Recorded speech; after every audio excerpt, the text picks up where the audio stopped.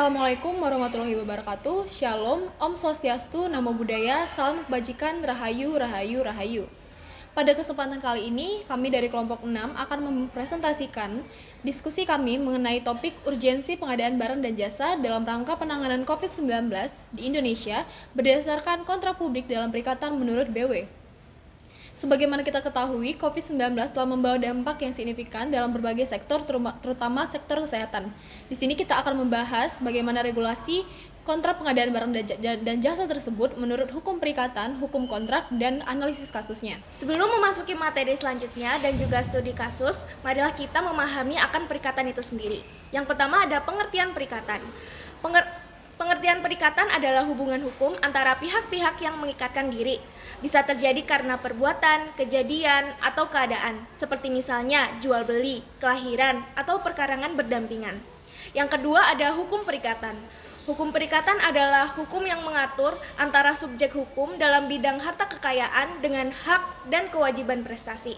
Lalu yang ketiga ada pengaturan perikatan. Diatur dalam buku 3 KUH Perdata, terdiri dari bagian umum dan bagian khusus. Perikatan memiliki asas bebas yang dibatasi oleh 3 hal. Yang pertama, tidak dilarang undang-undang. Yang kedua, tidak bertentangan dengan ketertiban umum. Dan yang ketiga, kesusilaan. Lalu ada subjek perikatan. Subjek adalah orang atau badan hukum. Terdapat 2 peran, yaitu kreditor, berhak menerima prestasi, dan yang kedua ada debitur, berkewajiban memenuhi prestasi. Lalu selanjutnya ada objek perikatan. Objek adalah prestasi yang harus dipenuhi debitur. Prestasi adalah hak dan kewajiban, bisa berupa barang, jasa, atau hak. Karena adanya suatu kontrak, maka terciptalah suatu perikatan. Menurut subjektif hukum perikatan sendiri itu suatu bagian dari hukum perdata yang mengatur hubungan hukum antara 2 pihak atau lebih, di mana satu pihak berhak menuntut sesuatu dari pihak lain. Sedangkan menurut Michael Debus, hukum kontrak sendiri sebagai aturan hukum yang berkaitan dengan pelaksanaan perjanjian atau persetujuan. Hukum kontrak berdasarkan BW. Definisi perjanjian diatur dalam pasal 1313 BW yang berbunyi suatu perjanjian adalah suatu perbuatan dengan mana satu orang atau lebih mengikatkan dirinya terhadap satu orang atau lebih. Yang kedua, syarat sahnya suatu perjanjian dalam pasal 1320 BW. Untuk sahnya suatu perjanjian diperlukan 4 syarat. Yang pertama, sepakat mereka yang mengikatkan dirinya. Yang kedua, kecakapan untuk membuat suatu perikatan. Yang ketiga, suatu hal tertentu. Dan yang keempat, suatu sebab yang halal. Adapun juga akibat suatu perjanjian yang diatur dalam pasal 1338 BW. Selanjutnya saya akan membahas terkait sifat kontrak. Pasal 1313 Kitab Undang-Undang Hukum Perdata Indonesia menyatakan bahwa kontrak adalah hubungan antara 2 pihak atau lebih berdasarkan kesepakatan yang menimbulkan hak dan kewajiban. Hukum kontrak diatur dalam BW dan bersifat mengatur. Pada pembahasan kali ini, kelompok kami berfokus pada kontrak publik dalam pengadaan barang dan jasa. Dalam kontrak publik, kepentingan negara dan masyarakat mendominasi dan kontrak harus tunduk pada peraturan yang berlaku atau hukum yang berlaku. Hukum kontrak publik bersifat memaksa dengan aturan yang lebih ketat daripada privat. Selanjutnya membahas terkait asas-asas kontrak. Yang pertama ada asas kebebasan berkontrak, yaitu pihak bebas membuat kontrak, menentukan isi dan bentuknya dengan batasan tidak melanggar hukum dan kepentingan hukum.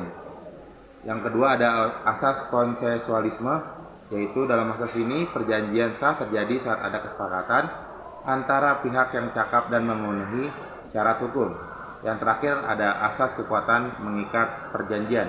Dalam asas ini, perjanjian yang sah mengikat pihak-pihak antara untuk memenuhi kewajiban yang disepakati tanpa bisa dibatalkan sepihak kecuali ada syarat sah menurut hukum yang berlaku di Indonesia.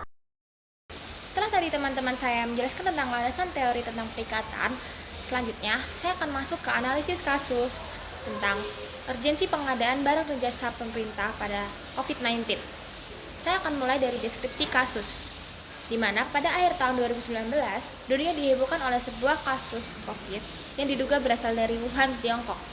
Dikabarkan bahwa infeksi terus meningkat dengan cepat hingga pada tanggal 11 Maret WHO mengumumkan bahwa virus ini menjadi pandemi global. Lalu, pada tanggal 28 Januari 2020, Kepala BNPB nomor 9A telah menetapkan bahwa Indonesia dalam keadaan darurat bencana COVID-19.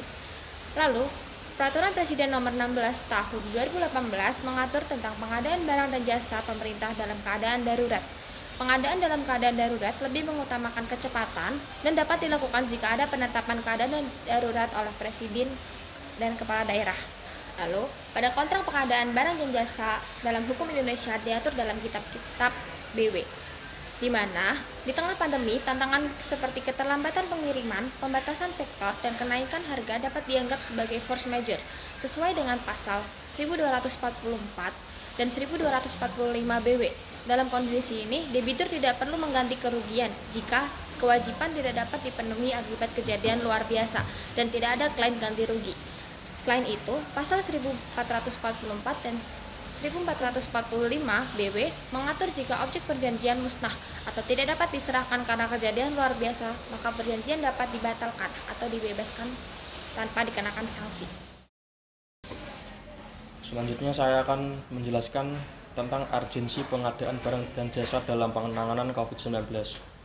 Yang pertama yaitu ada urgensi pengadaan dalam keadaan darurat, yaitu pandemi COVID-19 menciptakan kebutuhan mendesak alat kesehatan, fasilitas sosial, vaksin, dan alat tes.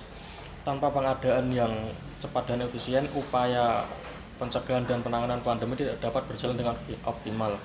Kemudian yang kedua yaitu keadaan memaksa atau force majeure. Dalam pengadaannya, barang dan jasa dalam situasi darurat seperti pandemi COVID-19 dapat dilakukan dengan seperti penanganan lebih fleksibel, seperti menunjukkan langsung untuk memenuhi kebutuhan mendesak yang mengancam keselamatan masyarakat yang tertuang dalam pasal 59 Perpres nomor 16 tahun 2018.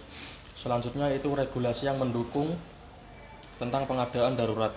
Adalah beberapa regulasi seperti Perpres nomor 16 tahun 2018, Perpres nomor 12 tahun 2021, yaitu memberikan dasar hukum untuk melakukan pengadaan dan kondisi darurat dengan tetap menjaga transparansi, akuntabilitas, dan efektivitas. Saya bakal menjelaskan peran pemerintah dalam pengadaan barang dan jasa. Jadi dalam menghadapi pandemi COVID-19, pemerintah berperan dalam pengadaan barang dan jasa melalui mekanisme darurat yang cepat dan fleksibel. Pemerintah pusat menetapkan kebijakan utama seperti Kepres nomor 12 tahun 2020, Perpres nomor 16 tahun 2018 yang memungkinkan pengadaan tanpa lelang. Kementerian dan lembaga bertanggung jawab seperti itu sesuai tugasnya seperti Kementerian Kesehatan dalam pengadaan alat kesehatan dan Kementerian Keuangan dalam pengelolaan anggaran. BNPB berperan sebagai koordinator utama yang menyusun rencana logistik nasional dan mengadakan barang mendesak. Sementara pemerintah daerah melakukan pengadaan sesuai kebutuhan wilayahnya dengan tetap tunduk pada regulasi pusat. Secara fungsional, pemerintah bertindak sebagai regulator, pelaksana, dan pengawas. Sebagai regulator, pemerintah menerbitkan kebijakan seperti Inpres nomor 4 tahun 2020 dan Undang-Undang nomor 2 tahun 2020. Sebagai pelaksana, pemerintah mengadakan alat kesehatan, vaksin, dan fasilitas kesehatan dengan alokasi anggaran yang tepat. Sebagai pengawas, lembaga seperti BPK, KPK, dan APIP memastikan pengadaan berjalan sesuai hukum dan bebas dari penyimpangan. Dengan koordinasi antara pemerintah pusat, BNPB, dan pemerintah daerah, pengadaan barang dan jasa selama pandemi dapat berjalan efektif dan akuntabel. Selanjutnya adalah tahapan kontrak pengadaan barang dan jasa. Pengadaan barang dan jasa ini dilakukan dalam 4 tahapan. Yang pertama perencanaan pengadaan, yang kedua pelaksanaan pengadaan, penyelesaian pekerjaan, dan evaluasi pengawasan. Pada tahap perencanaan pengadaan dilakukan dalam 3 tahap, yaitu identifikasi kebutuhan, analisis ketersediaan sumber daya, dan penetapan cara pengadaan. Jika pada analisis ketersediaan sumber daya mencukupi, maka diadakan dengan swakelola. Jika tidak mencukupi, maka diadakan melalui penyedia. Yang kedua, tahapan pelaksanaan pengadaan. Pelaksanaan terbagi menjadi 2, yaitu melalui swakelola, yaitu dengan mengkoordinasikan yang lain yang akan terlibat. Yang kedua melalui penyedia. yaitu PPK memilih dan menunjuk penyedia. Setelah itu dilakukan pelaksanaan pekerjaan dan serah terima hasil pekerjaan. Pada tahapan ketiga yaitu penyelesaian pekerjaan. Proses penyelesaian pekerjaan mencakup penandatanganan kontrak, pembayaran sesuai kontrak, dan audit untuk memastikan kepatuhan terhadap hukum. Pada tahapan keempat yaitu evaluasi dan pengawasan. Pada tahapan ini dilakukan audit untuk memverifikasi kewajaran harga dan kelancaran pelaksanaan pengadaan guna memastikan transparansi dan akuntabilitas.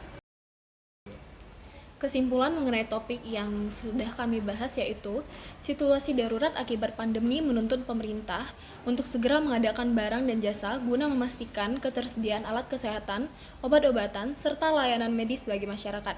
Oleh karena itu, pemerintah mengadakan kontrak pengadaan barang dan jasa untuk mempercepat penanganan COVID-19. Dalam konteks hukum perikatan BW, setiap kontrak yang dibuat pemerintah harus memenuhi syarat dan standar sahnya perjanjian sesuai dengan pasal 1320 BW.